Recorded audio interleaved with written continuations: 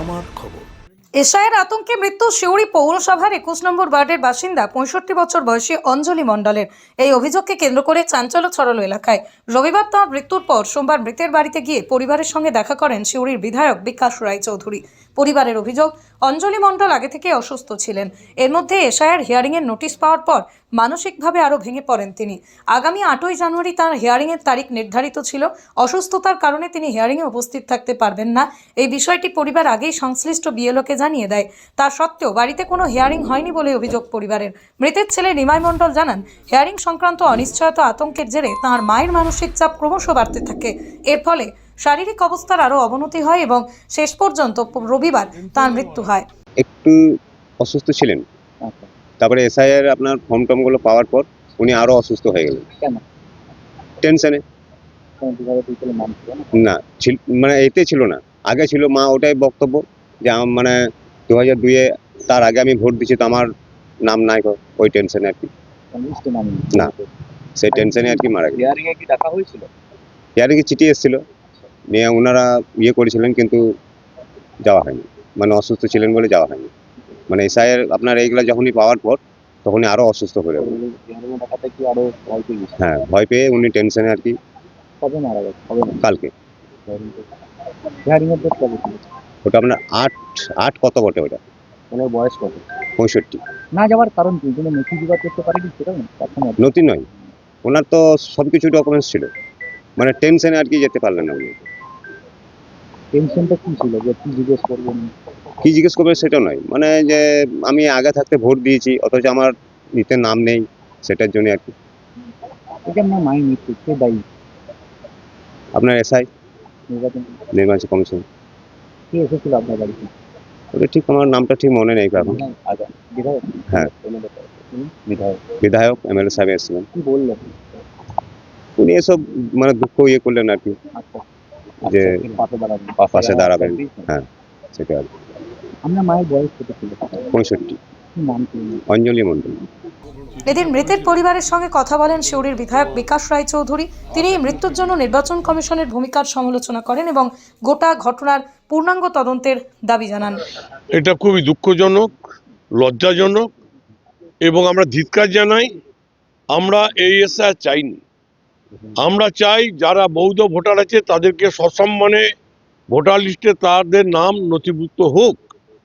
আমরা চাই না যারা অবৈধভাবে এদেশে বাস করছে তাদের ভোটাধিকার তারা পাক। আমরা চাই যারা বৈধ, যাদের জন্ম, যাদের এদেশে নাগরিকত্ব রয়েছে, ভোটাধিকার এপিক কার্ড রয়েছে, যাদের এখানে বাড়ি রয়েছে, ঘর রয়েছে, যারা এদেশের বিভিন্ন সরকারি সাহায্য পায়, সরকারের কাছ থেকে বিভিন্ন সুযোগ সুবিধা পাচ্ছে, কেন তাদের অধিকার কেড়ে নেবে? এটা তো এই যে অঞ্জলি মণ্ডল চলে গেল, তার চিন্তা যে আমি এরপর আমার কি হবে। অসুস্থ হয়ে যেতে পারেনি। 8 তারিখে তার হিয়ারিং ছিল, 8-এ। তারপর থেকে তার মানসিকভাবে ভেঙে পড়েছিল। গতকাল তিনি মারা গেলেন। আজকে বাংলার মুখ্যমন্ত্রী মমতা ব্যানার্জি এর বিরুদ্ধে লড়াই করছেন, অভিষেক বন্দ্যোপাধ্যায় এর বিরুদ্ধে লড়াই করছেন। তিনি নিজে আজকে সুপ্রিম কোর্টে কেস হয়েছে। কেন কেন এইভাবে মানুষকে অ্যারেস্ট করা হচ্ছে, কেন মানুষ মারা যাচ্ছে, এর দায়িত্ব ইলেকশন কমিশনারকে দিতে হবে। এই দায়বদ্ধতা আপনার রয়েছে।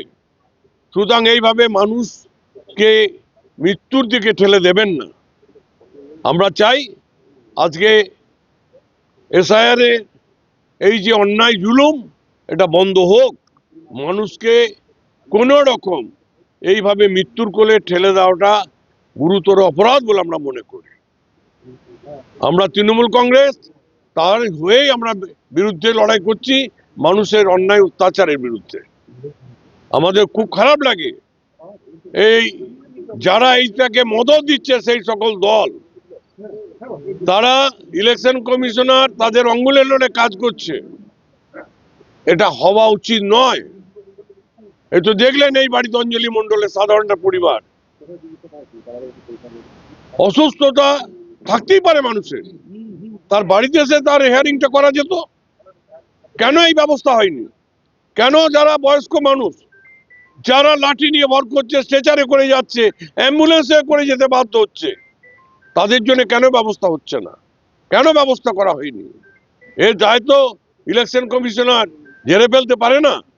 আমরা চাই যারা মারা গেছে তাদের পরিবারের পাশে ইলেকশন কমিশনারকে দাঁড়াতে হবে, সহযোগিতার হাত বাড়াতে হবে, সাহায্যের হাত বাড়াতে হবে। বাসন্তী দেবী গাঙ্গুলি ফাউন্ডেশনের বৃদ্ধাবাস সেবা করাটাই মূল উদ্দেশ্য আমাদের। তাই অশীতিপর বৃদ্ধাদের পরম যত্নে আগলে রাখছি আমরা। রয়েছে অন্ন, বস্ত্র এবং সুচিকিৎসার ব্যবস্থা। ঠিকানা Kalikapur colony, ward number 22, Bolpur. সাক্ষাৎ ও পরিদর্শনের সময় সকাল 10টা থেকে দুপুর 1টা পর্যন্ত। বিস্তারিত জানতে 7063472820 এই নম্বরে যোগাযোগ করুন। জেলা স্বাস্থ্য পরিষেবায় নতুন দিনের সূচনা। এমআরআই, রেডিওস্কোপি, সিটি স্ক্যান পরিষেবা এবার শান্তিনিকেতন মেডিকেল কলেজ ও হাসপাতালে। পাওয়া যাচ্ছে অত্যাধুনিক ব্লাড ব্যাংক ও প্যাথোলজি ল্যাবের সুবিধা। রয়েছে 10 টাকায় ডাক্তার দেখানো এবং ওষুধে 62% পর্যন্ত ছাড়ের সুবিধা। তাই আর দেরি কেন? আজই আপনার প্রিয়জনের চিকিৎসার জন্য আসুন আন্তর্জাতিক পরিকাঠামো আর অত্যাধুনিক প্রযুক্তি নিয়ে গড়ে ওঠা শান্তিনিকেতন মেডিকেল কলেজ ও হাসপাতালে। দেখতে চোখ রাখুন আমাদের ফেসবুক ও ইউটিউব চ্যানেলে।